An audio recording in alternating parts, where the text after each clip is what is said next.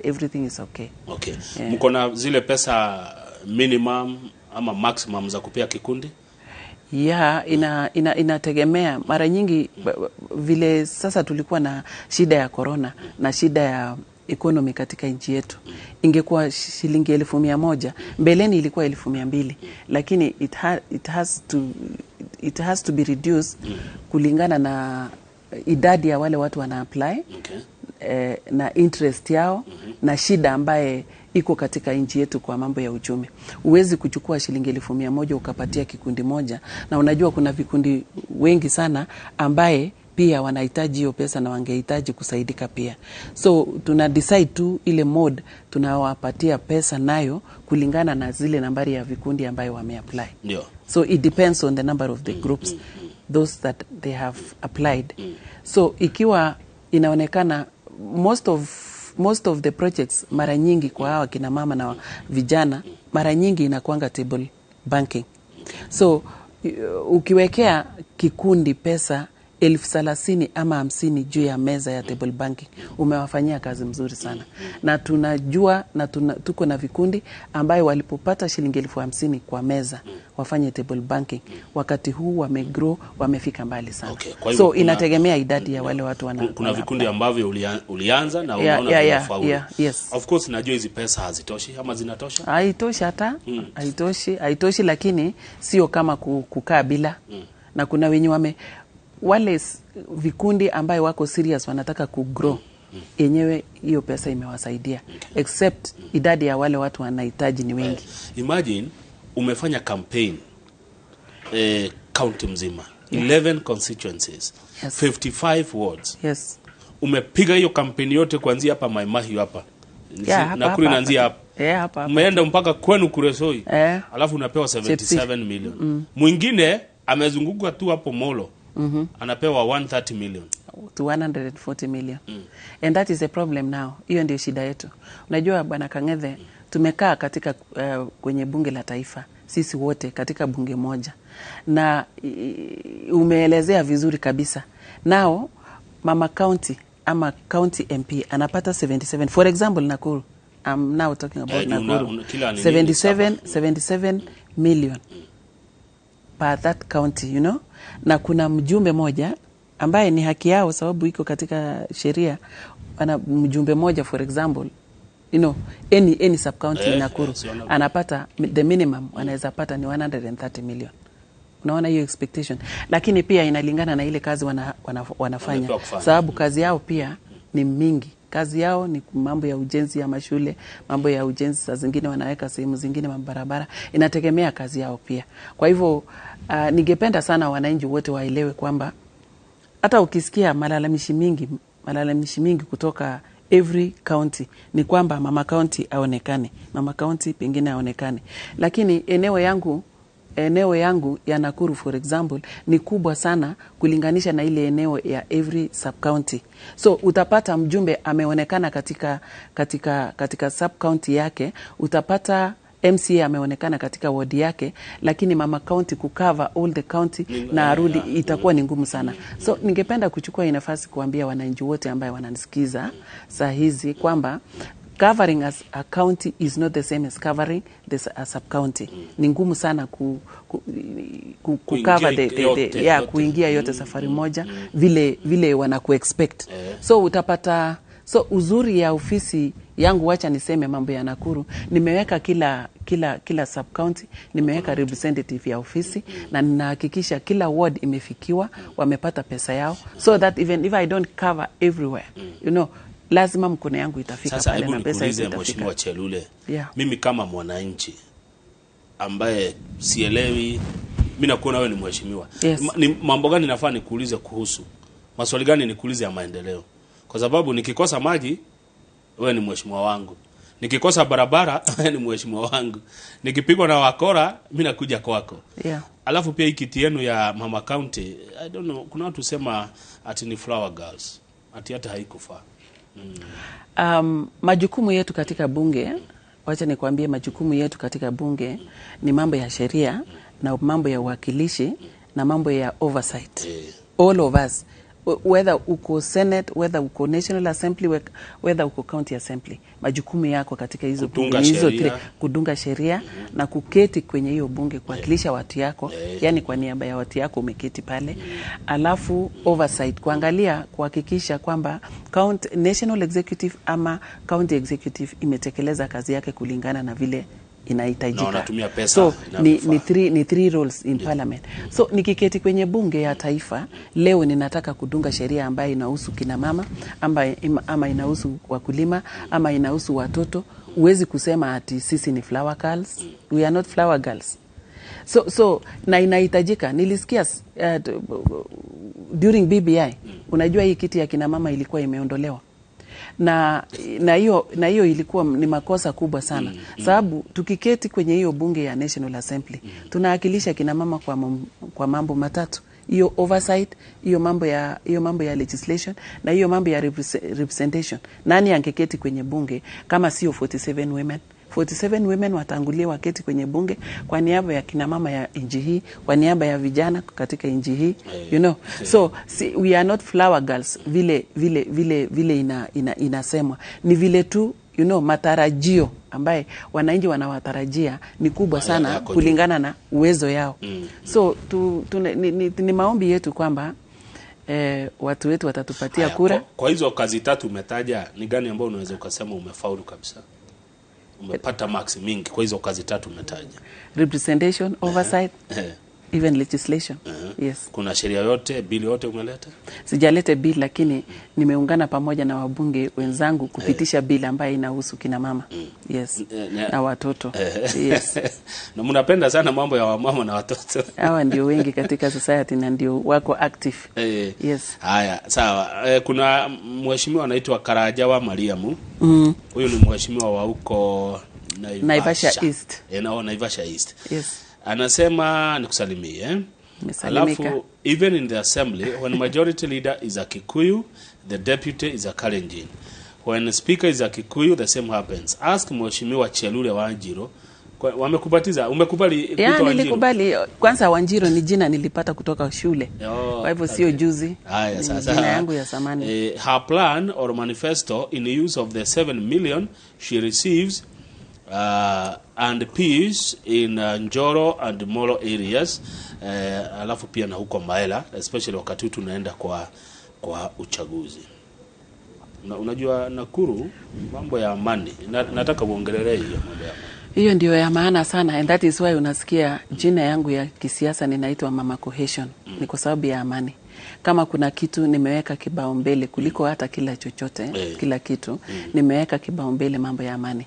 Mambo ya kukaa pamoja kwa amani na kukua kitu kimoja katika kaunti ya Nakuru ni ya maana sana. Ninasema hivi Bwana Kang'ethe, sababu unaelewa vizuri sana ile shida tulipitia wakati kulikuwa na mambo ya vita baada ya election ama during election period. Tulipata mashida mingi sana. In 1992, in 2007, hapo ndio hatutaki kwenda. Kuna uwezekano kwamba tunaweza kukaa pamoja kwa amani.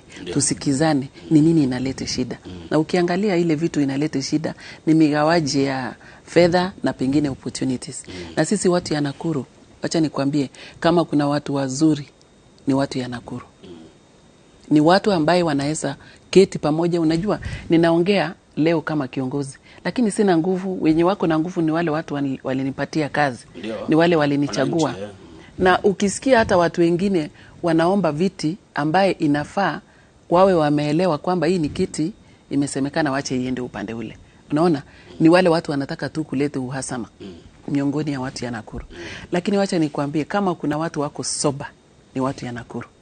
Na hawataki kurudi tena pale 2007, na hawataki kurudi sababu ya vitu kidogo ambayo wanaweza kusuluhisha wenyewe kwa wenyewe. For example, nikikwambia hakika sahi bila kukudanganya, sahi wa Kalenjin wamesema watapatia Wakikuyu kiti ya governor, na warudi waseme tena tutawapatia pia kiti ya Senate. Unaona? So ya women rep wanasema hii ikae pia ikuwe ya wa Kalenjin. hiyo wamemaliza. Mambo ya deputy wanasema wache iende wapi? Sio hawa watu wenyewe ndio wanagawa, sio mimi. Sio mimi, wanagawa wenyewe. Now ukijaribu kuangalia ili mtu apate kiti ya governor, wanapata kura kutoka watu wote. So hatuna governor, wacha niseme tu Wakalenjin hawana governor. Governor ni yule wana support ni Kikuyu. Unaona? Either whichever party. Lakini sisi we belong to UDA, you know? So tuko na governor wa UDA anatoka upande wa Kikuyu. Tuko na senator wa UDA wanatoka upande wa wapi? Kikuyu.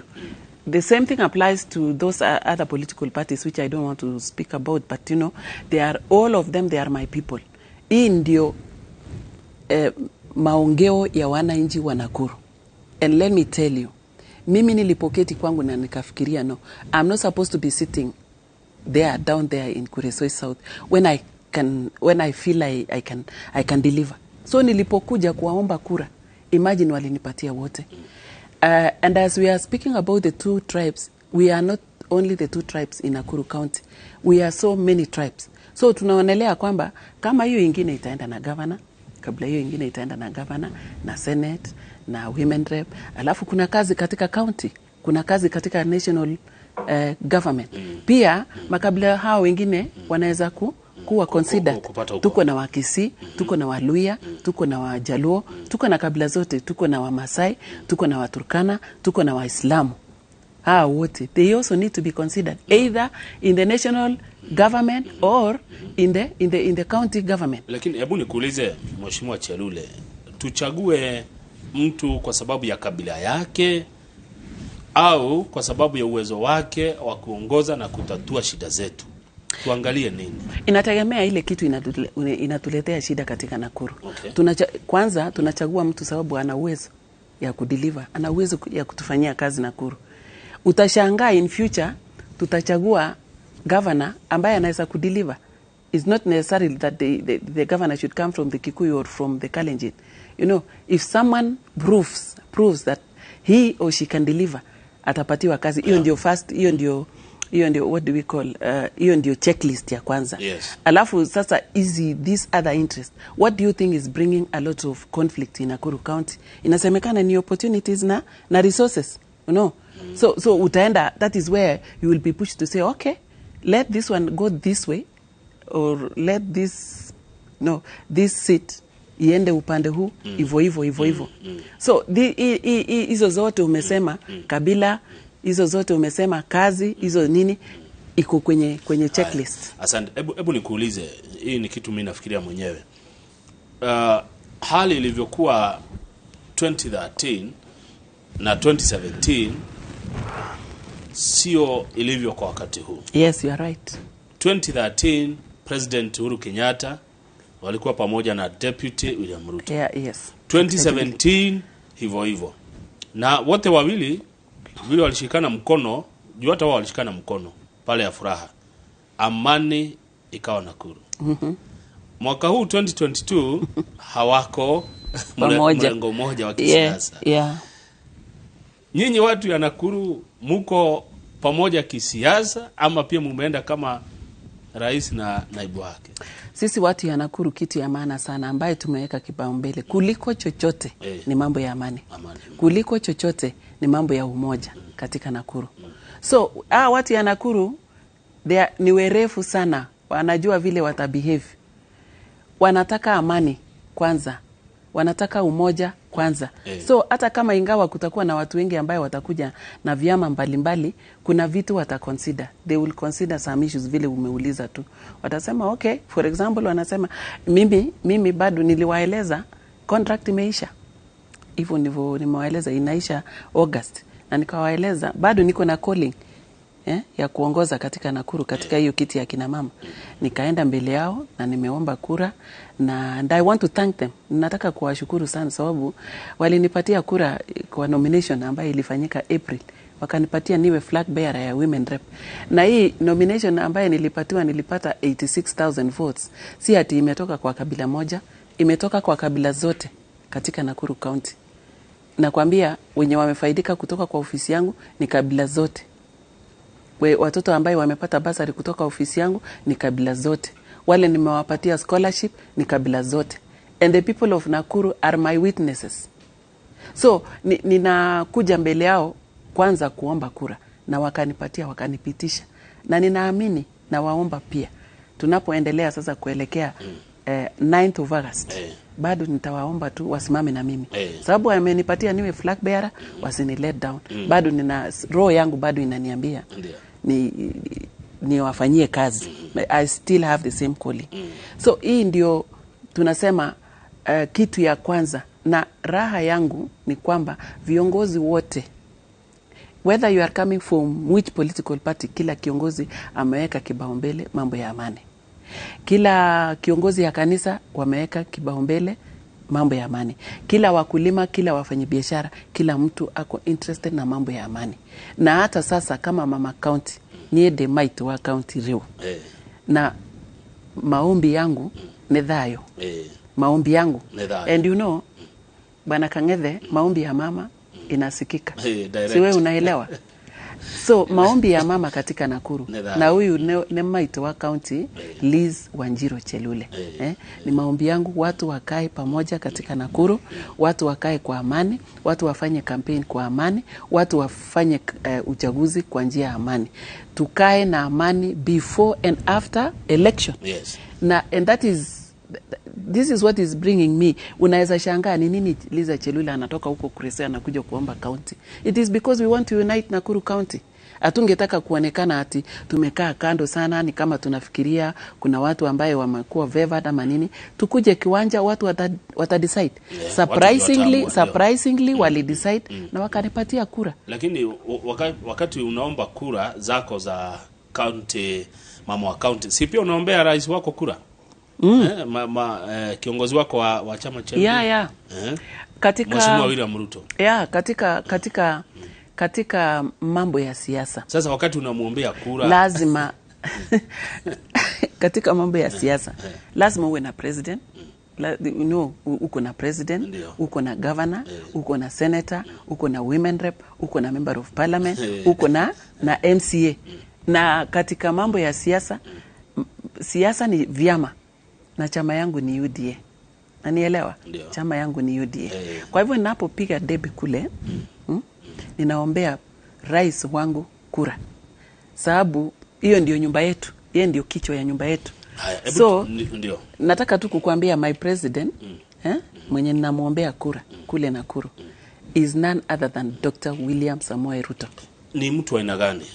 Sababu mnatoka kabila moja, mnajuana. Hebu tueleze, juu kuna mtu labda hajui Ruto, Dr. Ruto ni mtu wa aina gani? Dr. William Ruto ni mtu nimemjua. Yes. Na ninamjua kama Dr. William Ruto ni kiongozi. Mimi kulingana na mimi ni kiongozi ambaye ameweza kuangalia watu wote katika nchi yetu ya Kenya. Ninapoona vile anaendelesha kampeni yake, hakuna ati ameconcentrate Rift Valley. Unaona ameenea kila mahali ya nchi yetu. Hiyo peke yake inakuambia this one is a leader because ameweza mobilizing the people of this country even to an extent of going to Kisumu. That one alone inakuambia this one is a leader. You know kuna hizo mambo ya zoning. Ati unafikiria Rift Valley ni ya Wakalenjin peke yake. Hapana, ati unafikiria Nyanza ni ya Wajaluo peke yake. Ati unafikiria Central ni ya Wakikuyu peke yake. But Dr. William Ruto ni mtu ameonyesha, ameenda Kisumu, ako na watu watampigia kura na utashangaa akipata kura upande wa Kisumu. Ukiona mtu ambaye amepanua roho yake, anapenda watu wote na anaelewa kwamba kule kuna makabila fulani. In fact, amefikia mpaka the smallest tribe in this country. Na amejaribu kufika kila mahali. Hiyo peke yake inaniambia huyu ndio kiongozi, sio ati ni Mkalenjin. Huyu ni kiongozi. Huyu ameonyesha uongozi yake bora wakati alipopatiwa nyadhifa mbalimbali. Unaelewa alikuwa ministers katika ministries mbalimbali na yeye kukubali. He was running. He was also running to be the president of this country in 2013. Lakini walipoongea na alionelea tu, let me just step down, wacha niende nyuma kidogo, tumpatie Uhuru nafasi aongoze nchi ya Kenya for the purpose of unity. Na hiyo peke yake, ukiona mtu ana sacrifice na ili kuwe na unity na amani katika nchi, hiyo peke yake inakufanya ujue yeye ni kiongozi. Asante. And you know what, Kangethe? Today ile amani tunaenjoy katika nchi hii ya Kenya ni ya watu wawili. Viongozi wawili ambao walikubali kufanya kazi pamoja. And these are two people, yani wale viongozi waliona ni vizuri kufanya kazi pamoja ili watu ya Kenya wakae pamoja kwa amani, ni Uhuru na Ruto. Unajua ninakuuliza hivyo juu ni mama cohesion. Yes. Yes. Lakini leo huyu wako pande na huyu wako pande. Sitaki tuingia sana kwa hiyo. Lakini kuna watu wanahoji, ndio tupumzike. Kuna watu wanahoji kwani ni Wakikuyu na Wakalenjin tu, na tuko hapa na wewe. Wewe ni Mkalenjin, mimi ni Mkikuyu. Na tuko na amani by the way. Na ninapenda mazungumzo yetu. Lakini mtu atajiuliza kwani hii Kenya ni Wakikuyu na Wakalenjin tu? Hakuna wengine? To sell your agendas, yes, to Kenyans. Yeah. Now you make them buy. So hakuna vile ati uwezi kunini. Bana Kangethe. Yes, please. Me, when Moi was the president, I one time campaigned for Mr. Kibaki. Me. And you know, I'm a Kalenjin, but I campaigned for Mr. Kibaki. Na alipata kuwa kiongozi ya nchi hii. So, si ati ni lazima ni Wakalenjin na Wakikuyu peke yake, hapana. Ni vile tu wananchi wa Kenya wataona na capability of of whoever is coming. Sasa hiyo inaitisha dawa ya ukabila. Sijui dawa ya ukabila itakuwa nini kwa hii nchi. Unajua ukabila nayo. Anyway, ndio tupumzike. Kuna jamaa anaitwa Mbogwa anauliza Mheshimiwa Chalule, is it right, is it just for a member of parliament Mama County kupeleka pesa yote kwa constituency moja so that aweze kuvae kiti ya MP wa hiyo constituency miaka ijayo? Anatoa mfano Kiambu County. Kwa mfano tuseme uko na 77 million. Yote useme utapeleka kwenu kule Soi. Ni haki? Si haki. Si haki. Na nitaongea mambo ya Nakuru. Siongei mambo ya nyumba ya... Unajua sisi kina mama, kila mtu na kwake. Kila mtu na kwake. Siwezi ongea nyumba ya mtu mwingine. Wacha niongee kwangu Nakuru. Na kwangu Nakuru, that is the reason why I was telling you, I distributed all the resources through the wards. Hii ndio ilinifanya niseme wacha niende kwa kila ward. Ndio kila mtu apate haki yake. So kama kuna mama mwingine amefanya mambo yake mahali pengine, I'm not a witness, I cannot speak about that because sijamaliza hii ya Nakuru. Wacha nipambane na Nakuru yangu. Ndiyo. But it is not just. Asante. Yes. Kila mama na nyumba yake. Sisi wa mama, ndio Mheshimiwa Aliza Roiga, kila mama na nyumba yake. Eketoa tuikeria nitagoshokereria tuna Mheshimiwa Aliza Chalule, Mama County wa Nakuru. Netrashokereria.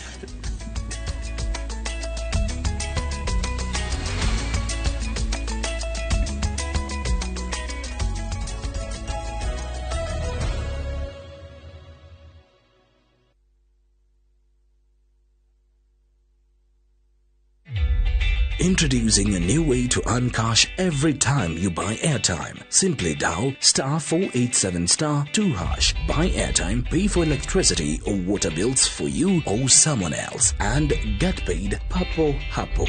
Usinunue airtime na tokens bure tu. Earn instantly with *487*2#. Dial *487*2# now.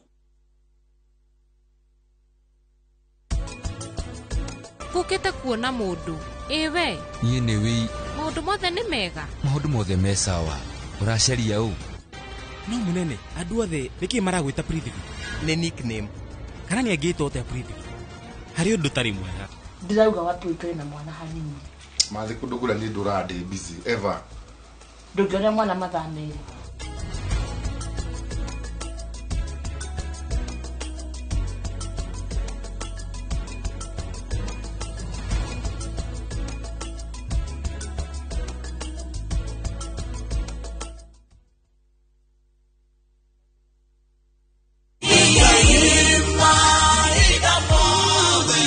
mwega jitagwo Paul Waiganjo guku ne Juja Farm athi kana Royal East kuria Brico Homes Limited tukureheire project njeru muno etagwo Blue Sky Phase 12 brought shire na ready title date thogora ne ngiri 485 na deposit ne ngiri 100 balance ulihe na mieri 6 na wareha 50% no wajia gwaka tondu mae na thitima mathukuru thibitari ire o mugundaini ona cio varavara no rami irathi na mbere gwikirwo kwa uhoro makiria tusharere Jewel Complex Roysambu second floor kada utuhurire thimo number 0721077077 Brico Homes Limited, a touch of fulfillment.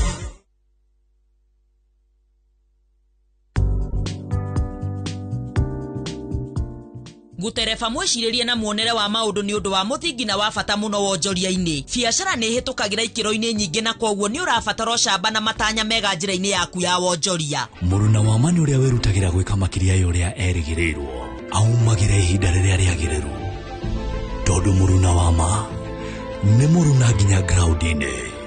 KCB Bank, go ahead. Ahora bisha wakite mucii waku handu hahoreru wega handu rokerio ni karuhuo kuma iria-ini ureciria giki ni kiroto uyu ni undu ungihinga kugerera kambuni ya Golden Dream Land and Properties thini wa project yao niyo Malindi Precious Gardens. Broti ni cia 50 by 100 na ciria dakika 45 kuma Malindi Town na 2.5 kilometers kuma Marereni Town. Kwina thitima na no urime kwina mai na no wake holiday home. Kwina mathukuru na neighbors no emetereire. Wagura cash ni ciringi 1,100 nayo installment ni ciringi 1,120 hari urariha deposit ya shilingi 35 na hau ukegwetera mweke wa guthi na ndege kuna broti balance ukarekina meri 6 na marihi maya ni hamwe na title deed. Shera wa Fishiro Town BD House krofa ya 3 kana hore thimu 0718004455. Golden Dream Land and Properties Limited, your home, your comfort.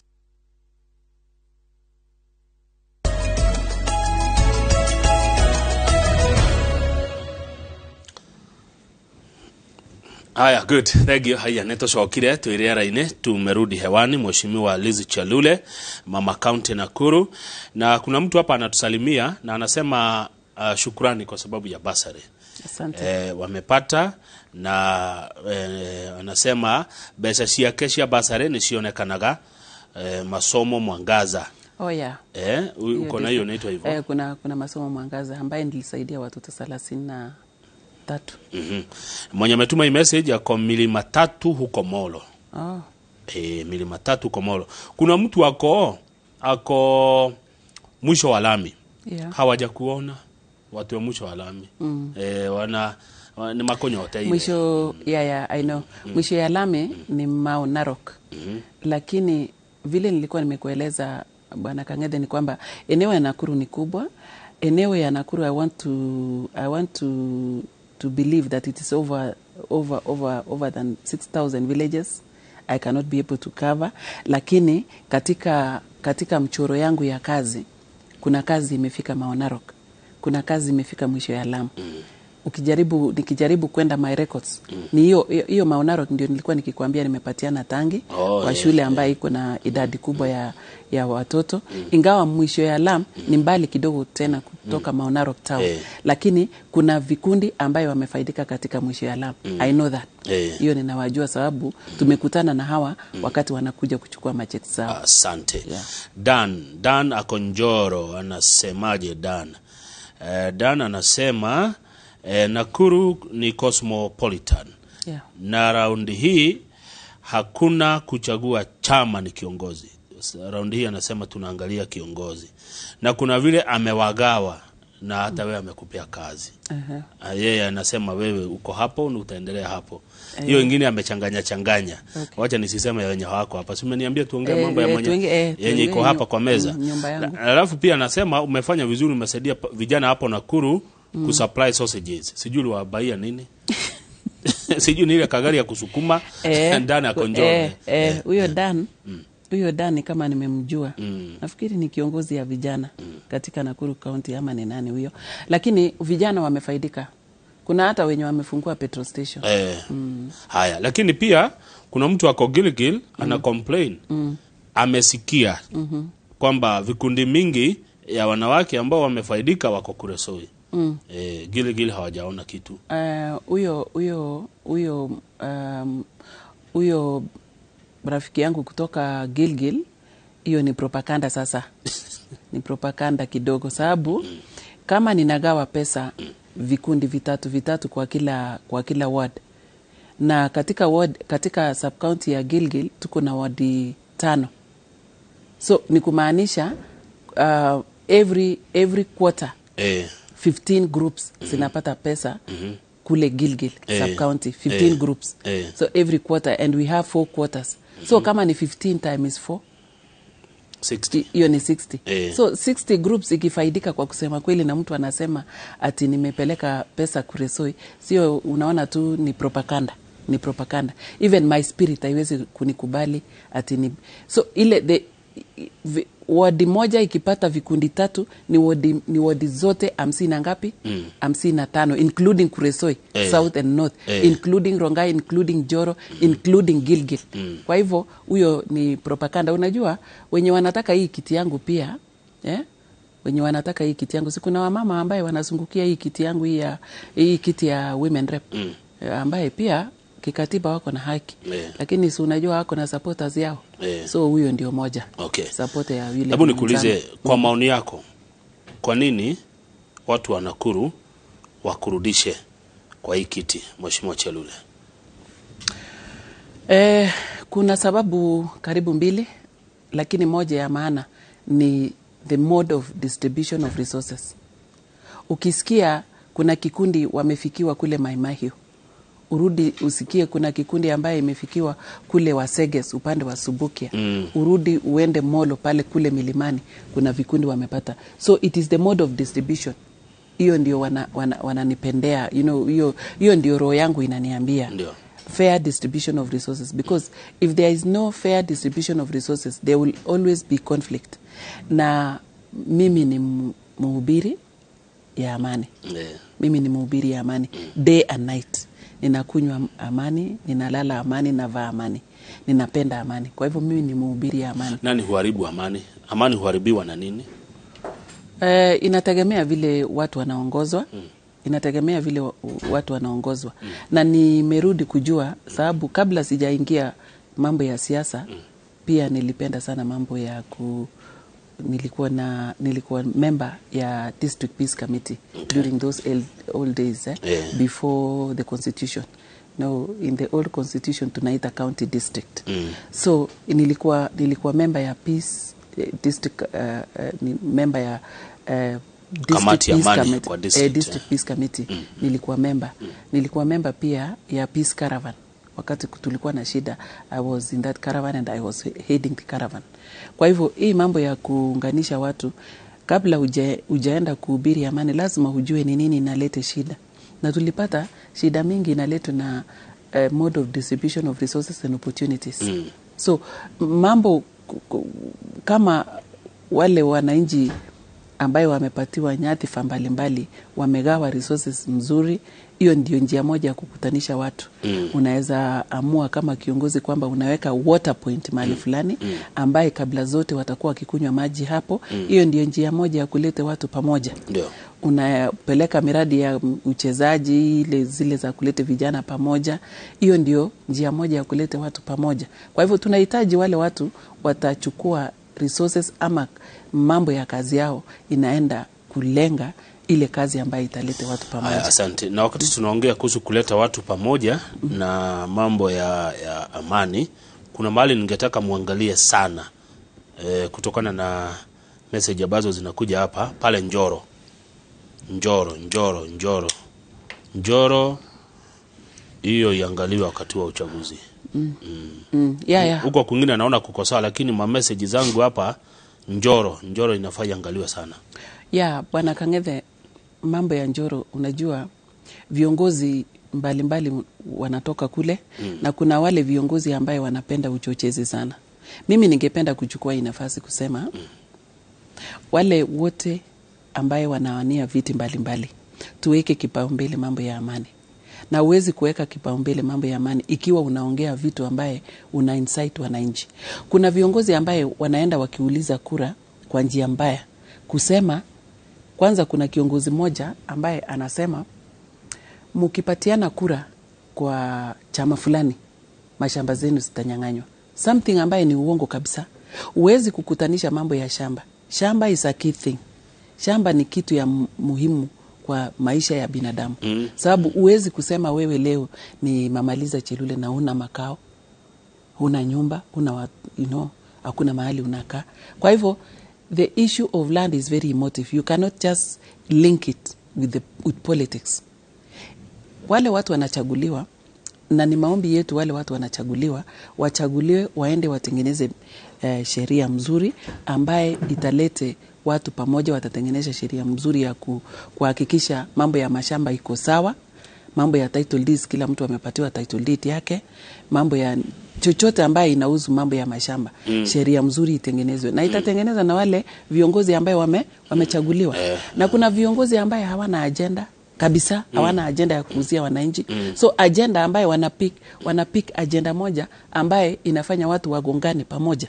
Kwa hivyo mambo ya Njoro, kuna kiongozi ambaye anatembea akisema ati mashamba zenu sitachukuliwa, sijui nini yenu. You know, as a leader you need kupatiana answers, upatiane suluhisho katika kama kuna conflict aina fulani. Chunguza ni nini inaleta hii suluhisho, ndio uweze kuchunguza na kutekeleza na kusuluhisha kama kiongozi.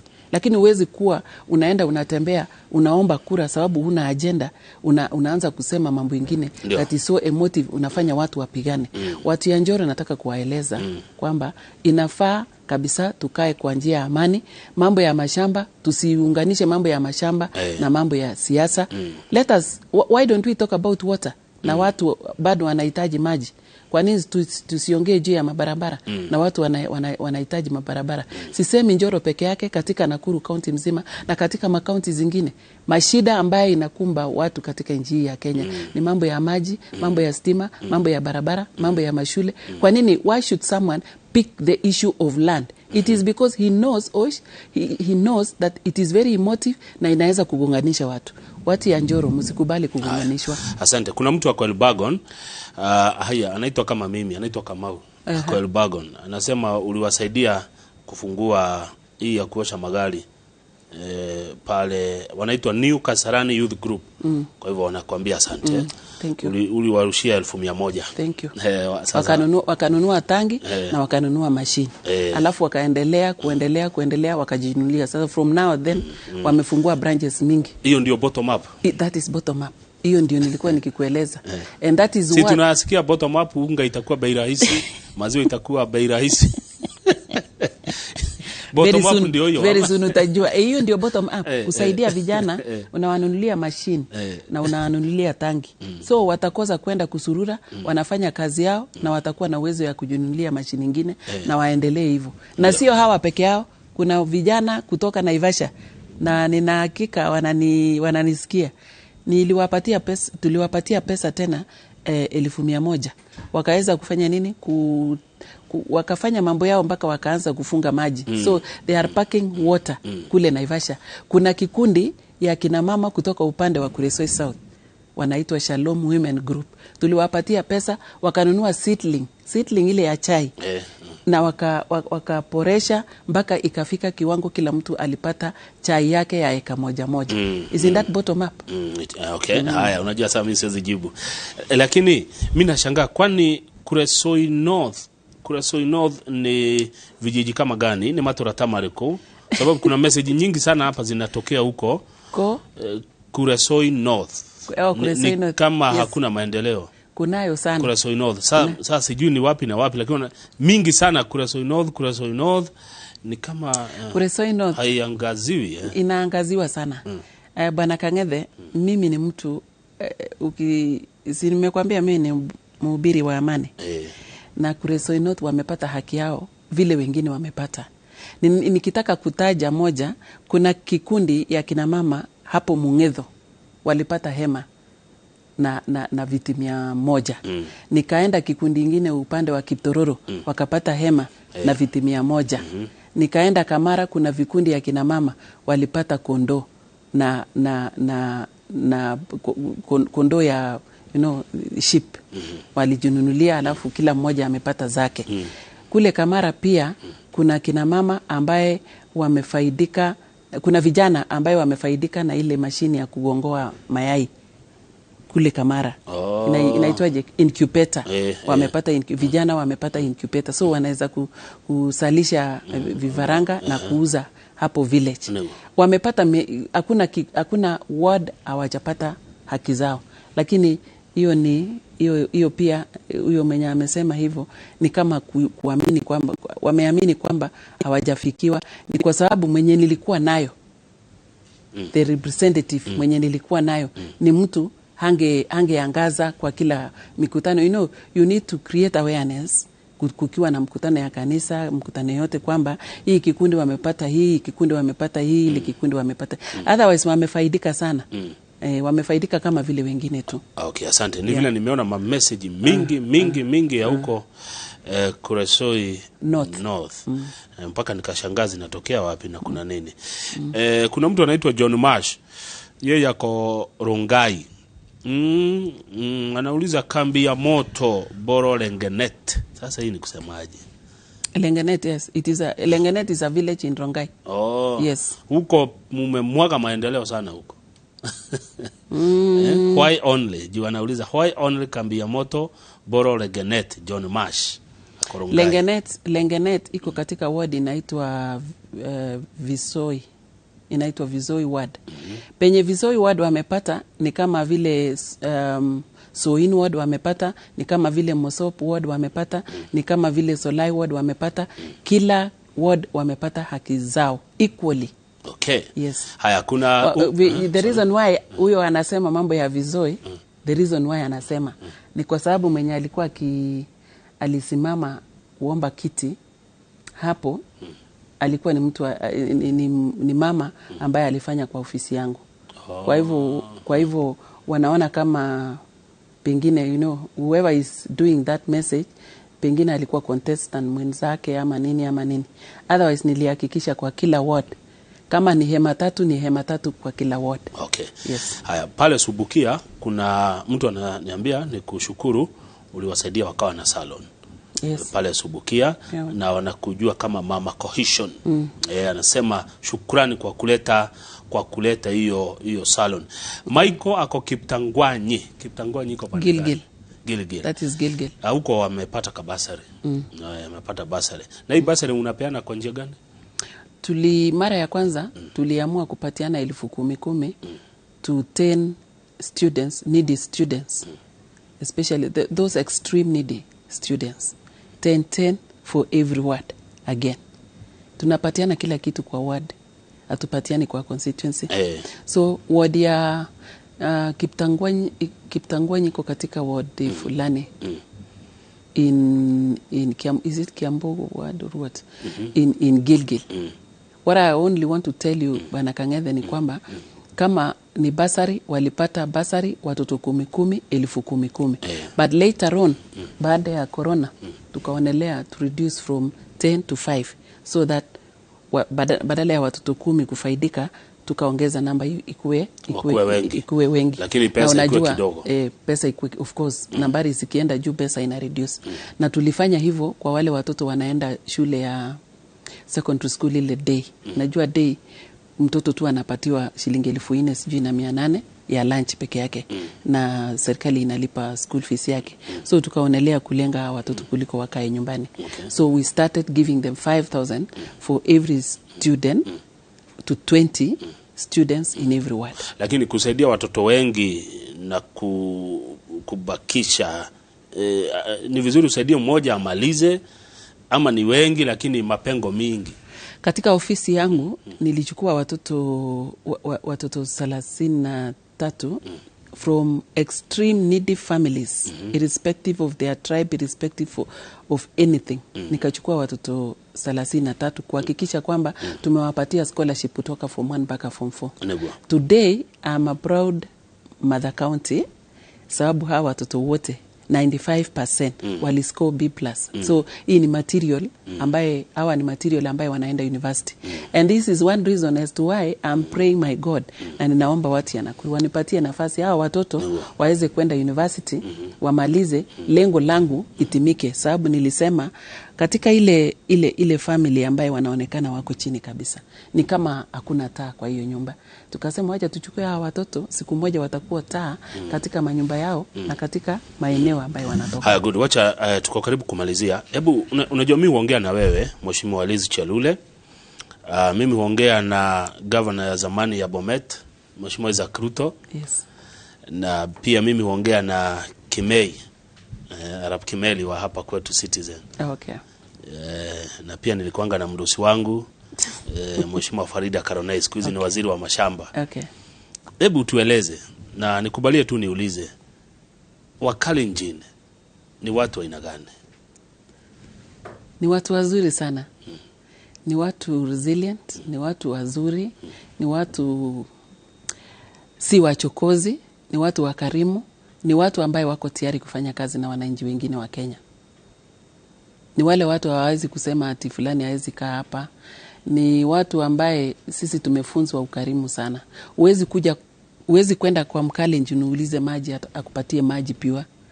Atakutolea kibuyu na maziwa unapatiwa. Kwa Kikwetu tunaita hiyo ndio maji. Mursik. Ile maziwa mechacha ile. Kama kuna ugali pia unatengenezewa kwa haraka sana. So ni watu wakarimu. Ukiona yule mtu wako generous kukulisha, hivyo ni kuonyesha pia ni generous kwa accommodating other people. These are people wako tayari kukaa pamoja na watu wengine. Ni watu wazuri wanajulikana katika nchi yetu ya Kenya. By the way, Kenyans are so good. All of them. In fact, siwezi kusema ati ni Wakalenjin peke yake. Hata Wakikuyu ni watu wazuri sana. Unaona vile wamenishikilia katika Nakuru. Unaona ile upendo wamenipatia. Wamenipatia upendo kana kwamba mimi ni mtoto wao. And I'm so happy and proud. Hata nilishika jina yangu Shiro nikiwa shule. No wonder. Ni ile tu si kupata nafasi kupenya zaidi kwa watu. Okay, sawa. Umesema nyinyi ni watu wazuri, nyinyi ni watu wakarimu. Lakini kuna watu usema na niruhusu tu tuongee maneno. Ati nyinyi ni mko na siri sana. Ni watu wa kuweka siri sana. Tukikubaliana na wewe, hiyo kitu kutoka nje itakuwa ngumu. Mko na siri. Mambo ya siri ina apply to individual people. Okay. It applies to all of us. Siri ni maisha. Siri ni maisha. Nafikiria hata Yesu alikuwa na siri. Ninataka kuamini Yesu pia alikuwa na siri. That is why alikuwa akijuanga mambo mengi kabla hata hujatamka kama mfuasi wake. Kwa hivyo siri si kitu mbaya, ni kitu mzuri. It's a tool that will build your life. Kama wewe leo huwezi kuongea mambo yote mbele ya watoto yako, hiyo ni siri yako. Kuna siri. Siri ni maono, ni inaitwaje dream? Ndoto. Ni ndoto. Siri ni kitu ambaye umeweka tu katika roho yako na akili yako ambaye inakujenga kimaisha, lakini haina nia mbaya, hakuna nia mbaya. Hakuna nia mbaya. Yes. So ni weapon ambayo unaweza kutumia. Na isisemekane ni Wakalenjin peke yao. Kila binadamu, any normal human being lazima awe na siri yake. Okay. So na ni siri ambaye ni dream, na dream ni mambo mazuri katika maisha ya mtu. Asante. Ya mwisho, tunapata ripoti, habari kila wakati, watu kujiua huko na Nakuru, suicide inakuanga juu sana. Hizi pombe kwanza nimeona mbaya sana, watu wanakunywa pale Bahati. Sijui kama viongozi mnafanya nini kuhusiana na hayo, watu kujiua, hiyo iko juu sana. Na hizi mapombe haramu na dawa za kulevya naona zinaongezeka sana kwenu Nakuru. Ziko juu sana, na sisemi hata ni Nakuru peke yake. Kile kitu ambaye tungetakikana kufanya kama viongozi, I think we need to have a rehabilitation center in every ward. Na hii ni kitu ambaye inaweza tekelezwa na county government. Na ni maombi yangu kwamba Mungu atatusaidia tukimaliza mambo ya uchaguzi August, wale watashika nyadhifa ya MCS. Ningependa sana, na ni maombi yangu kama mama county kusema lazima tuwe na rehabilitation center kwa kila ward. Alafu ichunguzwe ni nini inaleta watu wanajinyonga. Hata mimi ninaangalia kwa umbali na ninaona ile watu wamesukumika sana kwa mambo ya uchumi. Na hasa sana wakati tulipokuwa na corona, watu walipitia mashida mingi apart from ile shida walikuwa nayo. Hii mambo ya corona imeongezea sana. Sababu ni wakati ambaye watoto hawakwenda kanisa for almost 2.5 years. Watu wote hawakwenda kanisa, hawakwenda shule, hakuna kazi iliendelea, hakuna biashara iliendelea katikati ya counties na county ama miongoni ya markets zote. Unajua kila kitu ilikuwa kila mahali ilikuwa. Hata sasa maisha ni ngumu sana. So kuna wale watu wengine ambaye hawahistamili mashida, especially men. Men wanaogopa mashida stress sana. Wanaogopa sana. Wakati ameona tu ni kama he's not delivering as a responsible father or husband, anaona tu kuamua tu kujinyonga. Kitu ambaye ningesema wasijinyonge. Kujinyonga kwanza umesidisha tabu, sio suluhisho. Asante. Sasa dakika moja waambie kwa heri, waombe kura pia. Okay. Alafu tukipata nafasi tena si utakuja? Nitakuja. Kabla ya mwezi wa 8. Yeah. Uongee na wao. Wacha nichukue nafasi kushukuru watu ya Nakuru kwa kunipatia nafasi kuwa kiongozi yao. Wakati ule wa kwanza in 2017 walinipatia na hiyo nafasi, na washukuru, bado ninaendelea kuwashukuru. Na wakati huu sasa tunapoelekea tena walinipatia nomination, na washukuru sana. Bado ninaomba watu ya Nakuru twende pamoja. Bila kujali nini, bila kujali rangi, dini, chochote hata nini. Mimi ni Mother County, na waomba kura nyinyi watu ya Nakuru wote mnipatie nafasi. Na ningependa kuambia wale tunaomba kura pamoja kwamba wasitumie propaganda. Let them talk about the real issues. For example, vile nimekuambia, nimesaidia vijana wale 33 scholars. Aseme okay, kama Liza amesaidia 33, pengine nitakuja kusaidia zaidi ya hiyo, kuliko kusema mambo ya uongo, kusema ati hakuna pesa ya affirmative action imepeanwa Nakuru. Wawe articulate kwa kazi yao na kwa agenda yao. Na tunataka amani katika Nakuru. Wakati huu inaanza kunyesha, tupande miti. Asante. Tupande miti Nakuru County, tukae kwa amani. Let us all promote peace in Nakuru County. Thank you. Na nimekupendelea, tumepitisha 1 hour 10 minutes. Nimekupendelea sana. Asante sana Bwana Kang'ethe. Asante, karibu sana. I'll come back again. Thank you so much. Ucio ni Mheshimiwa Liz Chalule, mbunge wa Guthurwo County ya Nakuru. Nereti twamikinya hau nigetha Njeraga wa Githinji nake oke atwarithia na mbere hau hangi matwenderie ng'undu mari na Kenneth wa Brojabi wa Imara Land Investments Limited tita guko kumagwa.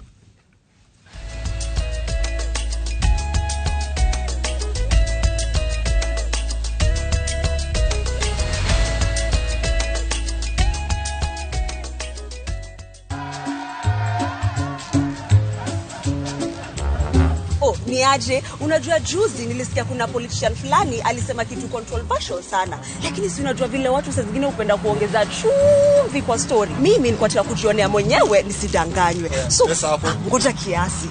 Yes, sasa mimi sikungoja kuambiwa. Nilipata the full story hapa kwa simu yangu kupitia app ya Citizen Digital.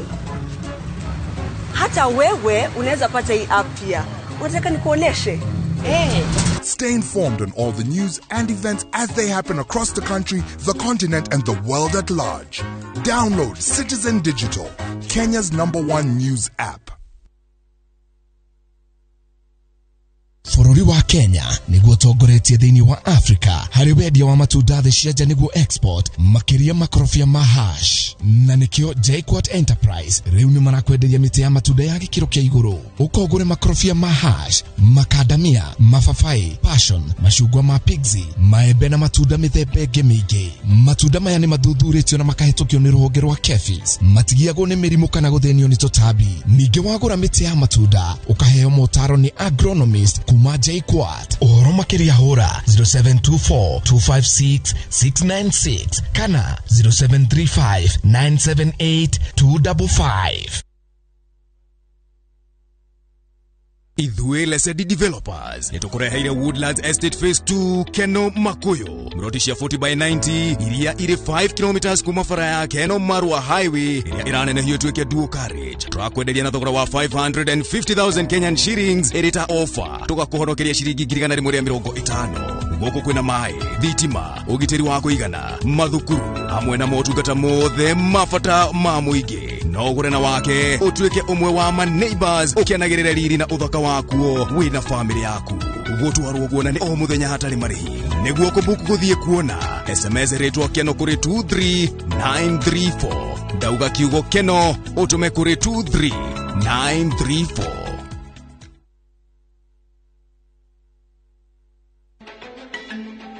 Muruna wa mani uriko. Muruna wa mani uria werutagira gwika makiria yuria erigirirwo. Ekaga makiria yuria ngehota. Nakoragwo hamwe nawe ugaciro-ini waku aumagire ihinda riria riagiriru tondu muruna wa ma ni muruna nginya ground-ini. KCB Bank, go ahead. Ni urenda kwamukira title deed thutha wa thikũ 45. Nestrock Developers mena broti muigana wa an 8th acre Kodo Prime Korea Kilimambogo Phase 5. Sie kodo kwega guthiu na mbere. Kwina cukuru, mathibitari, mai na thitima na ni ndagika 30 kuma Thika Town wina ngari. Thogora ni 315 wagura cash na 330 wagura na installments gwa kahinda ka mieri 6. Marihi maya ni hamwe na title deed. Site visit ni o muthenya tiga muthenya wa kiumia. Kwa uhoro makiria tuma SMS kiugo plot kore 23959 kana umahurire thimu namba 0700343434. Nestrock Developers, service you deserve, people you trust. Collect fare kwa boda au matatu ukitumia ViewPay cashless na uqualify for bima ya 100,000 shillings pamoja na medical cover ya 20k na permanent disability cover ya 100k kwa 5 bob pekee. Dial *236# today to start using ViewPay cashless. Furahia maisha bora. Gacĩrithia muturire waku na insurance. Wĩbange nĩ ũndũ wa marĩa matoyo. Mahũthĩro matarĩgĩrĩirwo ma kũrigitwo no makwagagie kĩmbeca. Insurance ya ũrigitani nĩ ĩkũheaga thayũ. He arĩa wendete kĩheo kĩa insurance ya ũrigitani ĩrĩa ĩrũgamagĩrĩra kũrigitwo kwao. Oya insurance nĩguo ũmenye nĩ gũkwagĩrĩra.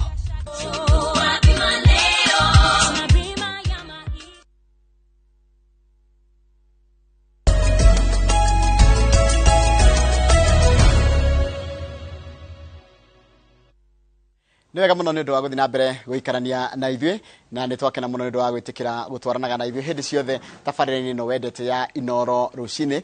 Thaa ici ni umemerekia mũrĩhĩre kuma rĩu nginya rĩrĩa tũrĩrĩkia tabarĩra ĩno na tũrũgamĩrĩirwo ni kambuni ya Imara Land Investment Limited na twina mwene kambuni kana ũrĩa tũngiuga mwanjĩrĩria wa kambuni ĩyo gwĩtwo Ken na gũkũ thĩinĩ wa studio. Ũkorwo na kĩũria kana woni kĩgiĩ ũhoro wa mũgũnda nĩtũkũhe namba cia kũrĩa kwa Imara nigetha umahurire thimu no ngehura thimu kwanjiria thaa ici thimu yaku ni ukorwo kiamukirwo ni andu ao a customer care. Reke nyambe nyite mugeni kuhana tia mundu gitwo Ken. Ni kwega muno mundu gwitwo Njoroge wa Githĩnji. Yes. Na ndakena muno tondu wa kunyitanĩra nawe rucini rwa umuthi. Yes. Ona erori itu a Inoro TV. Karibu sana. Asante sana. Tukakena no guka ringi. Thank you. Kumaria twirigaine. Twirigaine haha hindi ingi twiriga tugithie kure mwena wa Nanyuki na tugacokeria Ngai ngatho ni tondu wa investors kana erori othe Inoro TV. Yes. Aria matuthikiriirie ona aria makoretwo magiturumirira na magatuika arata itu na tukanyitana thiini wa thabarĩ ya kuigithia na magakorwo makĩigithia na kambuni itu ya Imara Land Investments Limited. Tukamacokeria ngatho na tugakena ni tondu wa gũtwarana hamwe na ithuĩ thiini wa thabarĩ ĩno. Nĩ ndĩrona nĩ tũharĩrĩirie ũndũ wa mũndũ ũtoĩ kambuni ĩno ya Imara. Yes. Harĩa mumĩte na harĩa mũkinyĩte kwa ihinda rĩrĩ. Na gũcitha tuone kaũndũ karĩa tũharĩrĩirie. Asante ketobe tuone kĩrĩa andũ a Imara matũharĩrĩirie nĩgetha tũcokere tu na ndereti ĩno itũ ya mũthenya ũmũthĩ ĩrĩa tũrarora ũhoro wa ũigithia na wonjoria wa mĩgũnda. Imara Land Investments Limited ni kambuni ya uigithia wa ng'ũndũ na nĩ merutĩire gũteithia aigithia kwĩgwatĩra ng'ũndũ kũndũ kwega. Kwa ihinda rĩa mĩaka 2, Imara Land Investments Limited nĩ mahotete kũhe aigithia makĩria ma 2,000 title deeds ciao na magakenerera ũndũ ũyũ. Hello there, I'm Aida Wangari.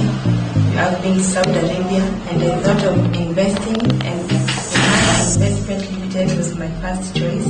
I heard from it through a friend, and I've come for my title 1 week after arriving to Kenya, and I'm really grateful for Imara Investment Limited. I sent a friend there and everything was right. And investing during such an age is so recommendable because lands Sikutupa, they always add value and it's a great investment. For all the people in Gulf, this is the best company for you. Nĩngenete mũno nĩ kũmenya kambuni ĩno ya Imara tondũ nĩ ngoretwo ngĩigua mĩgũnda mĩingĩ mũno ĩkĩgathĩrĩrio na nĩ kũndũ thiĩte nginya ngate mbeca ngetha mũgũnda no rĩu nĩ ndĩrakena mũno kuma ndamenyana na andũ metaga Imara nĩ nyorete mũgũnda na ngaheo title na nĩ ngerete mũno na no ndĩmũrie andũ othe mũrĩ na bata na mũgũnda athiĩ kwa Imara na acio matitunyanaga na nĩ megũkũhe mũgũnda angĩkorwo nĩ mahe title mũthenya ũmũthĩ na ndĩ mũkenu mũno mũno mũno na nĩ ngũthingĩraga andũ aingĩragĩraga andũ mathiĩ kwa Imara na nĩ mekwĩyonera title na nĩ mekwĩyonera mũgũnda. Arĩtwa makwa njĩtagwo Jackson M. Kenywa nĩ chairman wa Uwezo Group. Tuonire advertisement ya andũ metagwo Imara tũgĩũka kwao tũgĩcanga tũkĩgũra ploti twagũra ploti kũndũ gũgwĩtwo Muruti rĩu ũmũthĩ tũkire kũgĩra title na nĩ matũbe na nĩ ĩno.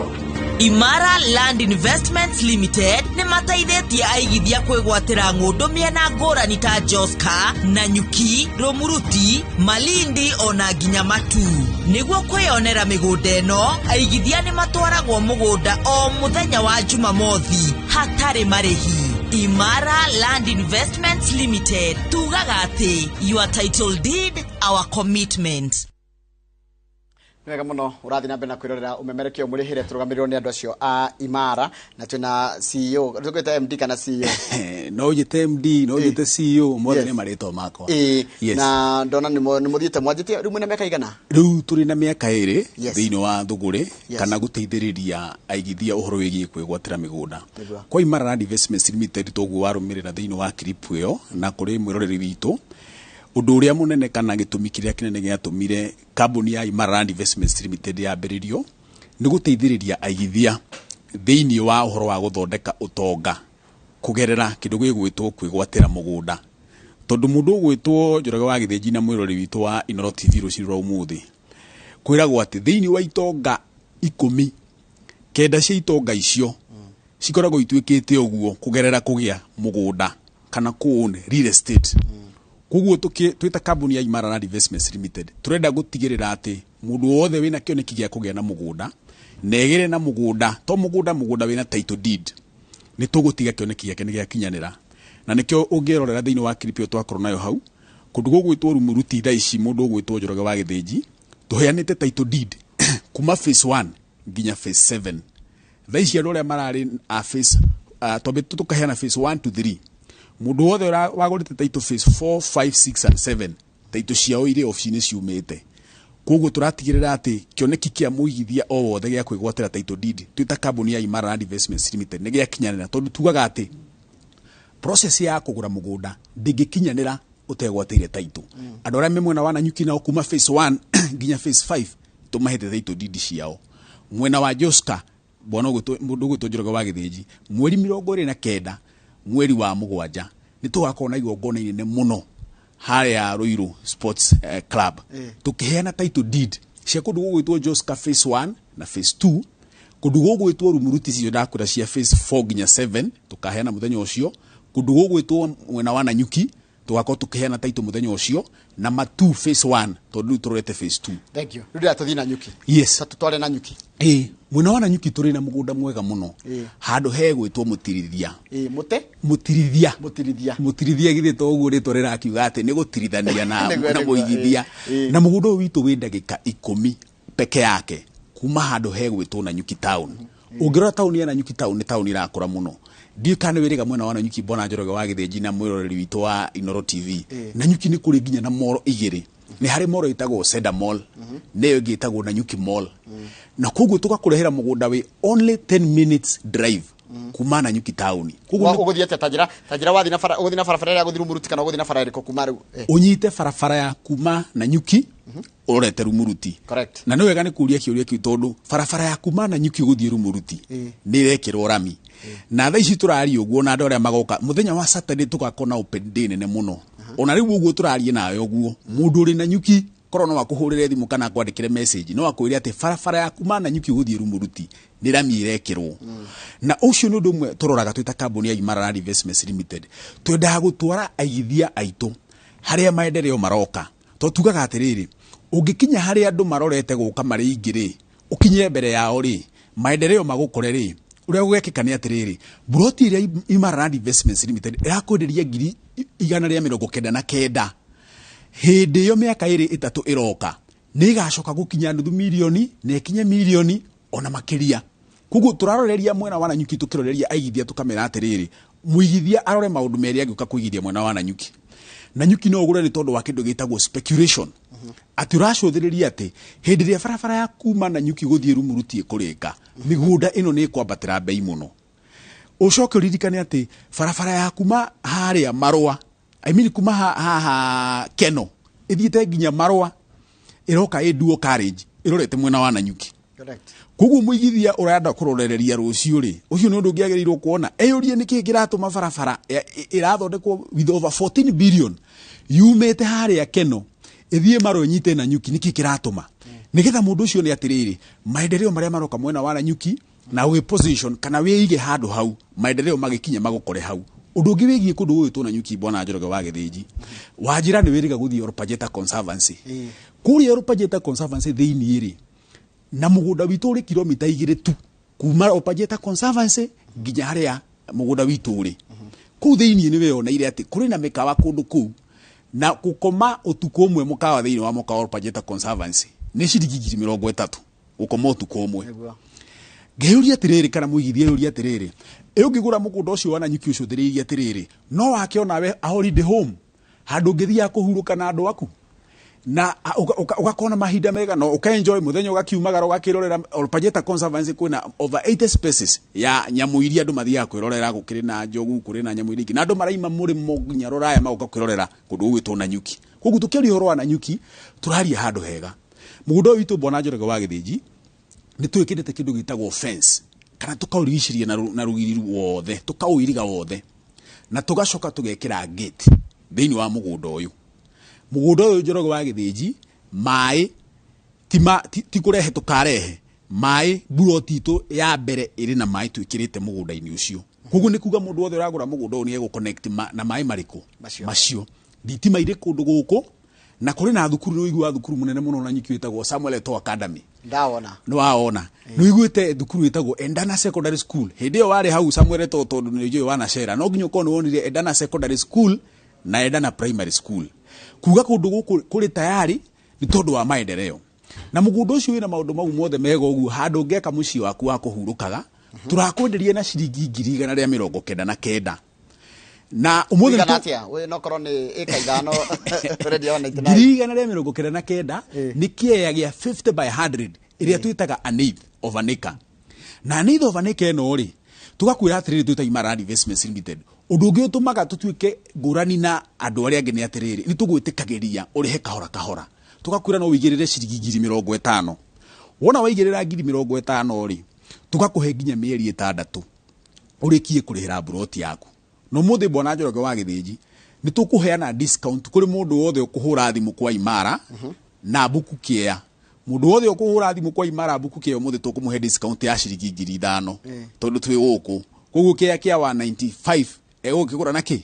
194 oh 194 kia 199 na 199 ukigura na 194 correct na ekuhura na beno ino niyo namba itu na ndiramenya ni rathie haria screen ni haria thi 0717 444 333 muigithia ukuhura na beno 0717 444 333 ndugatigwo na thutha andu makigwatira Nanyuki tukere hau Nanyuki kidogo Nanyuki ni jugwa ukirwo gwe thina wa mai ni ugeretie gusort andu aria mekugura broti hau thina cio wa mai thina cio wa mai tuigatire Njoroge wa Githiji ni turehete mai nginya site na andu aria magoka muthenya wa Saturday no twina open day nene muno na nikyo ndauga andu mahure na mbeo ya thimu nigetha agoka eyonere nigetha hatwire atiriri mai mau turaugire kana mariho kuguo mai ni turehete nginya site na gutire kia gite gukorwo kiri na mai thini wa mugundo ucio to tumarehete hau ti kurehwo makarehwo ni mai mahana atia ni mai ma kanjo ni ma borehole kana ni ma thirikari kana ni ma ke turehete mai maria maheanitwo ni kanjo county government ya kuria mwena wa Laikipia county to na nyukirire thini wa Laikipia county nimo turehete na me hau site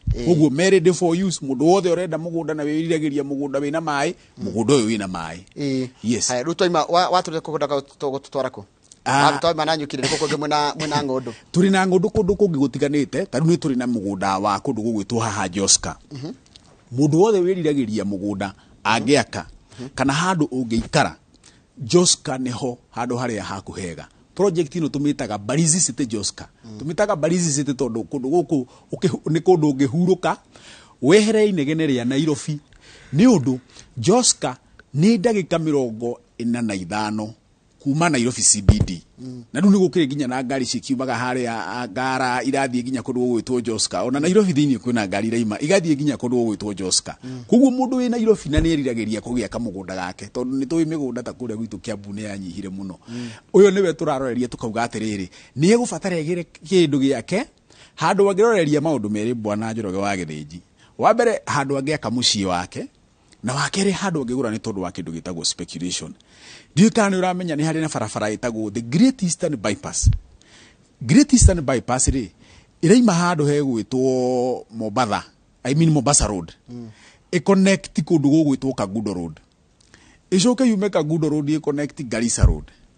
Na mugunda witu hari uri wi handu hetagwo Ndovo-ini Joska na farafara yo ya the Great Eastern Bypass iragerera handu haha kuri kuma Ndovo-ini ri hau wajira Ndovo-ini ri na farafeo hari ri utiganu haigana atia turaharia uhoro wa mita 300 kugerera haria the Great Eastern Bypass egukorwo igereire yumete Mombasa Road connect nyite Kagundo Road na Garissa Road icoke ikwambe nyite Kagundo Road icoke nyite Garissa Road na no yake menya ni gucoka yumirire haria makuyire ronire kirirwo rami kugu ni connectivity njega muno na mundu no aroreria atiriri agikorwo ni twerirwo haria kamakizi Bwana Njoroge wa Githiji broti ne ikaima milioni 5 ri andu makiuga ehe gutingihoteka ni weru kweragwo ni weru agi makiuga na no rio ni hiti handu hau no umuthi uyu broti iyo ri ni hakinyirie milioni 5 ni undu wa kindu gitagwo bypass kugu haha ni handu hega muno ha kuroreria mundu urarora kindu gitagwo number 1 speculation na baigire mundu urarora handu agiaka mucii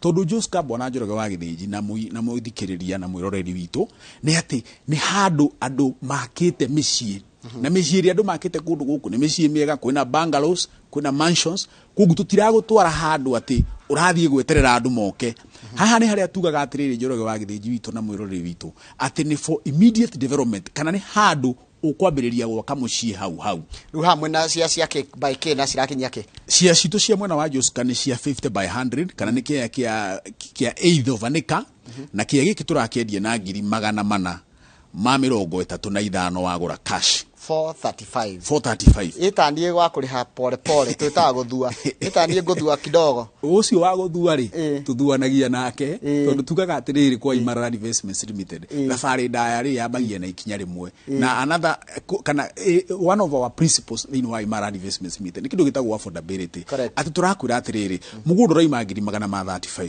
no uke na 100 rimwe correct uigirire tucoke tukuhe mieri 6 urikie kuriha na mwena wa Joska Bwana Njoroge wa Githiji tukoretwo na project emwe ginya riu twi project phase number 4 kogu ni twendetie no andore makoretwo makirumira Inoro TV ni tukoretwo na advert icio na amwe aingi magoka na makaigithia na ithuĩ na tugacokia ngatho okorwo ndu urahota kuigira gacunji ka Joska it is your time to invest at Joska right now na dina gweta atiri Njoroge wa Githiji mugunda uyu ni tuirigite wothe na tugekira ginya gate na mai mari handu haha na thitima ire kuo tareke njori atiriri title iho ndari ha 435 na yo gucoka ningi jiro jetere title kiu ni kiuria kiega muno thiini wa 435 hatiri na bia cia title deed bia cia title deed ni ciringi 30 kugu warikia kuriha mieri 6 ri ni ukongerera thutha wa mieri 6 ya installment ni ukongerera 300 cia kurihira kindu gitagwo title deed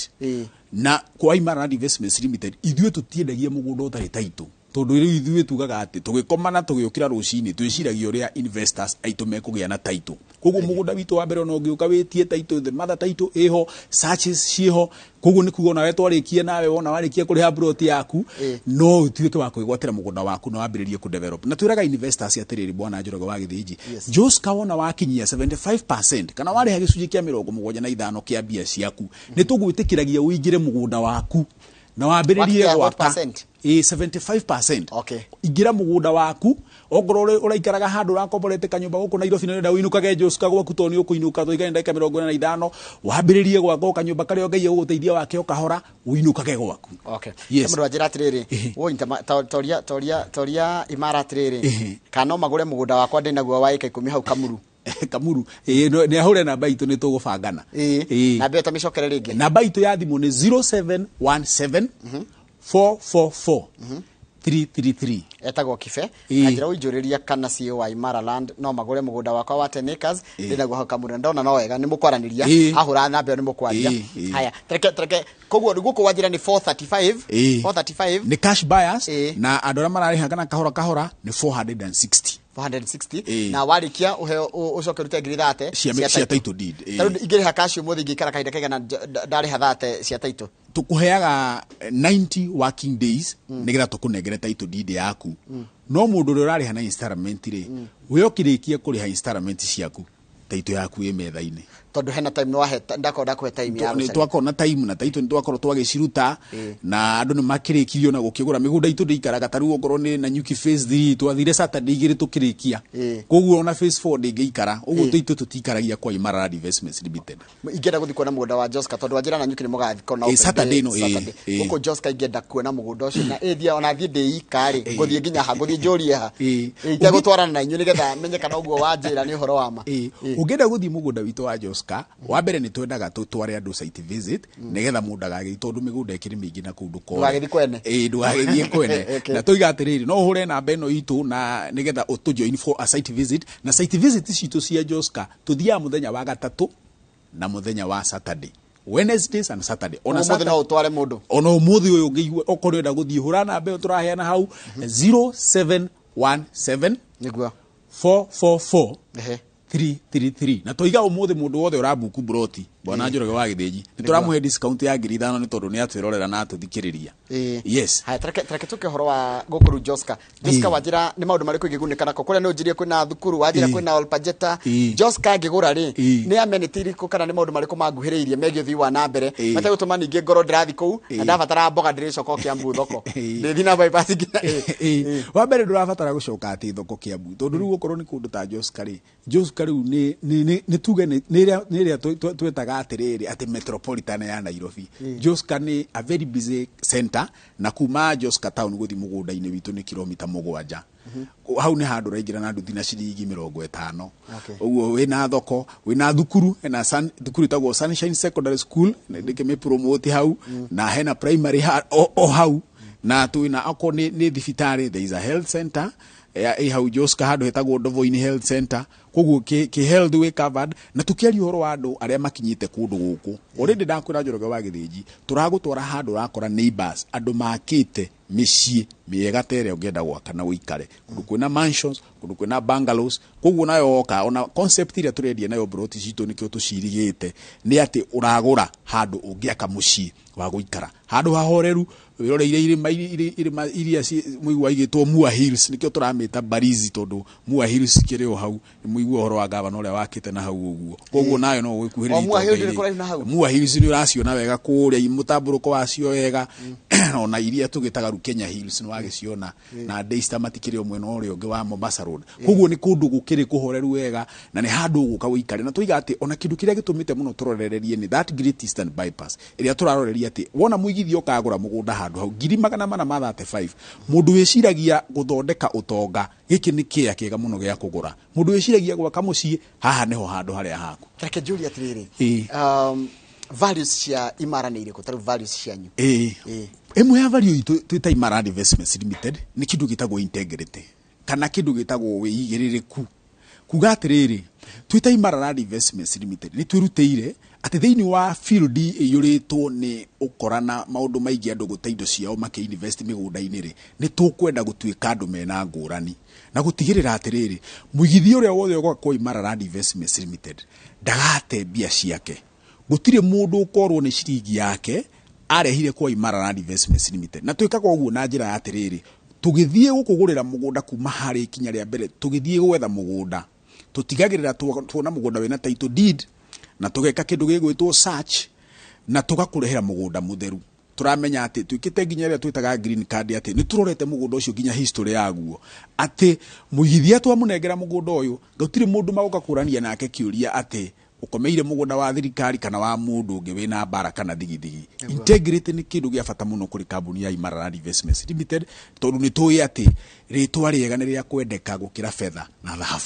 na wathima 50 by 100 ni jihuru nduraia makinya meri ta kundu kungithegire ati mundu oya ogiya makinya meri andu no athondekaga buroti kage kamwe twirega guthii na investors kuria mwena wa Malindi ndakwirite ni turathii Malindi ona kondu andu arire ndi gutwara Malindi ni uri ndwara ona twathii Joska undu umwe nie njikaga twakinya mugunda tondu site visit ni kuona mugunda uria uigana tondu tukiugaga thogora wa kindu ni gwikana na kuhutia mugunda naguo ri ni urangithie maguru nigetha ukinyanirie uria mandiko matwiraga ati haria ukarangithia maguru ni weka atia ni wegwatira twakinya mugunda ithu undu uria twikaga tutanambiriria guthura buroti kana mugunda turugamaga kona inya cia mugunda na tukoria investors itu atiriri ikia giki ni kiyuru na tirita rimwe ndanona investors mona uria kia kiu kiigana ukona andu acio ni macanja mukio ni horo ucio ni ona ni mahora ruhinde gukena ati kia kiu ni kiihuru wega na ona ugikorwo wi a professional in the field of real estate ni ungiuka wone cia citu na uthime tondu kuri na mundu enda guthima na fiti ni kia kiihuru wega ni 50 by 100 na cio kana nyuki ringi na nyuki wa jira ni haria hetagwo mutirithia na ni ndagika 10 kumana nyuki tauni na wajira doka dakinya haria hajoni ri andu haguthi na barabara ya Olpajetari joke na mwena wa rugongo wa Doldol one rukuma hau Doldol ginya mugunda ni kilomita cigana igiri peke yake kumara miguru kilomita igiri kumara miguru na no weka wega ni kugweta ati uragera kwa Joni nigetha twire andu Joni ni ari utana kinya mugunda-ini witu uramboga kinya handu hetagwo Batuk kana British Army Training Unit na no wega to ni uthiite ku warikia British Army Training Unit ri ukoraga KDF ugakora andu metagwo Kenya Air Force koguo ni kuga ati kundu guku na mundu uragura ri security ndikire well guaranteed ni kundu kuna security ni kundu kwega uri wana bauma hau ugucoka ru ugikinye barabara urauga ya kuthi kundu gwitagwo branch tegathi handu hetagwo Doldol no ru ithu ugi proceed na ku ukuingira kilomita 2 kuma barabara ya Doldol handu only 2 kilometers from the tarmac ukinye mugunda-ini witu handu hetagwo mutirithia na niho mugunda witu uri na andu aria moi na nyuki wakinya Jua Kari immediately after Jua Kari o branch off igire 2 kilometers from tarmac nigetha ukore mugunda witu hari uri na ku wajira turendia atia ku na ku mwena wana nyuki turendia 199 no muthi ni turaheana discount ya 500 kuri mundu wothe ukuhura thimu kwa Imara Land Investments Limited umuthi na buku care na turaiga namba ile ukuhura ni 0717444333 ukuhura 0717444333 haya tukimana nyuki dedo coke haria ringi haria Joska no kuo Kamuru kwedo makorogo magitemba magatigire Joska Joska na Kamuru haya wabaga ugakinya kundu gugwitwo Rwai waima Rwai ugathie Kamuru waima Kamuru ugathie Joska mala iha mara nayo ndikiri waima Joska uthiaga mala kogo ndugukinya mala Joska duka-ini branch ugukinya Joska duka-ini uigire na no hari route ona ya guthie ukinye mara bado uigire tondu gates na bypass ina connectivity njega muno na hau koguo no uigirire mara no hari hega ni kuigirira mwena wa handu hegwitwo Joska na ku ni kwina andu ingi muno ndionire ginya ni kwagire jam ni kwaji kugiaga jam ndira jam ile ku ni nene muno ona kambuni nyingi ni ciakite no goroga kura nyumba manyumba marako makiendagio na nyumba taru hau uguo immediate neighbors andu maraka nyumba hau nyumba imwe iraima milioni cigana milioni 6 ku ndora market nyumba cia kukomberia marakomberia tukisigana rent ya 2 bedroom hii ni tabia sigana 2 bedroom mo tumihe around 20,000 to 30,000 koguo 2 bedroom koguo mundu urenda kurorerio na akorenda gugiaka kamucii gaku kana even something for rental purposes Joska is a place kana nikuo kundu kwega gwa kuiga adia gicira mundu no agure kia kiu gya 435 uige handi we tondu ndora mego kaijite andu hindi kurako tuga atiriri mugunda hindi ciothe mathabu ma mugunda ni riri ukinye mbere ya andu aya angi ongoro ni mariuka gwa kari ndukige handi we te urauga andu acio othe niwe mariuka hari we kugura ki kugura indo cia gwaka najua ginya mahiga matire kuraihu ku kware ona muthanga Joska kirio hau muthanga we hakuhi Joska mahiga mario hakuhi uguo mundu renda gwaka ona andu aria magurire phase 1 na phase 2 tari ngi gutwara phase 1 ito ya Joska ungimaka muno ukorete mundu raka a 5 bedroom mansion o hau mugunda-ini witu kuguo ni kuga atiriri ona we thaici no ugure mugunda mwena wa Joska na wambiririe gwaka mucii wa guikara Nairobi na kuwa njira turakinyia ke na kun Joska turendia na 435 no muthi ni twaheana discount ya 5,000 goguo ni 430 ona wa book bora utume hore thimu na ubuku kia ona wa book na whatever amount ukuhura ubuku nayo ukaqualify kuheo discount ya 5,000 kuhura thimu umuthi ahure wajira 07 akuhura 0717 444 333 kana kugura Joska kana kugura na nyuki ne kurengerwo ciringi 5,000 onenda kugura maridi tondu ni uriririkana na maridi ona twina broti kure mwena wa maridi na turatwarite investors aitu wiki rariho ungicera page itu ya Facebook ni ukuona ni twamarihire flight ticket ya kuma haria Jomo Kenyatta International Airport ginya maridi na tukimacokia o muthenya ucio na broti citurendia 40,000 mwena wa maridi itire iracenjia deposit ni 25,000 wekira deposit ugaqualify guthii maridi kuyonera mugunda waku na ndege na ugacoka no gacoka ugagia na kanyona ga guthii gukirorera mai iria-ini handu hakuhi na mugunda waku haria ugikora marindi mweha marindi tu handu hetagwo Chakama okay thank you Kamau ndikurekeria turarikiria na muthuri ogwitwo Ken wa kuria kwa Imara no igwa kwina Joska na dero Joska ri nani andariria wega ri he barabara yetu the Great Northern Eastern Bypass ekuma Mombasa Road enyithanie Kagundo Road enyithanie Kagundo Road na Garissa Highway ijoka nyithanie Garissa Road na Thika Super Highway Thika Super Highway gani kurako barabara ni irako ni kunyitithania bururi koguo na wandu riu mundu riu ni hindi ya kuiga haria maendeleo maroka nigetha maendeleo magukore hau nayo realize kama nduge akiuria kimwe muthiro nigetha ona tikemwe dikire na ciuria nyingi ona to njuria ginya matemo matuko na wagania thank you ni mumenya kuria maendeleo maroka mukoya mbere tugatengera ho mbere ni undu wa aigithia itu niguo no mundu na yuria atiriri inyu ni mutigagiria kindu agikon kwi maendeleo macio ka muratwenderia ciothe na inyu mwetigo muteigire ungiuka o project iria ciothe twina cio ri urore ri nduriaga gaburoti ka mundu witagwo Ken wa Imara tondu turenda kuga atiri tutigikienda tukienderia andu tugakimera kuria ni twatinangirie na ndukiri na kanyamu koguo ni twitigagiria riu ni ukunjetekeria njoe ndihage okahora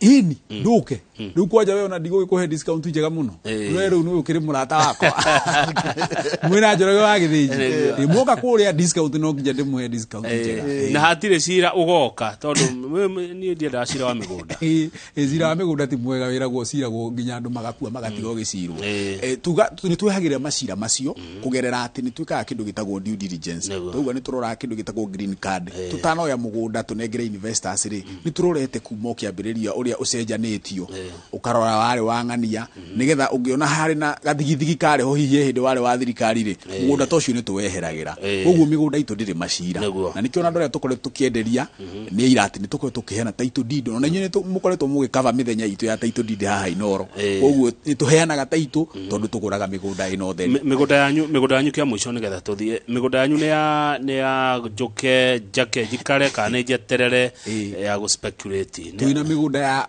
wake uikare ta Joska kana kundu gwitwo na nyuki tondu na nyuki kuri na andu makite immediate neighbors makite ona mugunda witu rikanitie nginya na thukuru ni ndakonderethera njoroge wa githinji uga gukina andu maraikara na no tukina migunda ya kuigithia weterere kundu ta kundu gwitwo Malindi mugunda wa keri kumara miguru tone only 500 meters from Chakama farafara ya Chakama ninjo wana corona ku riu te no tuge ni kindu gia speculation kana uraigithia weterere nigetha farafara yo kiuge irike yume na kuria Voi bei cia batire nayo corona wagithondeka mbia ciaku asante katurikiria hau mathaa maitu ni mathira thank you muno mundu gwitwo Ken wa Imara wacoka geithia andu aku na investors aku Imara ni twakena muno ndu gutikira gukana kurutania biashara na company ya Media Sciences asante ucitu manake tagwo Ken wa Imara Land Investment Limited na uma umemerekia murihire tukirora horo wa thuguri ya ngundu o ndumwe na wonjoria wayo ndiramenya timu yake muri tayari meko makiririo horo wa urimi na makirio ria urimi uthite na mbere na kuhamwo ni undu wa wagi wa mai na makiria mai maramaraga na mbura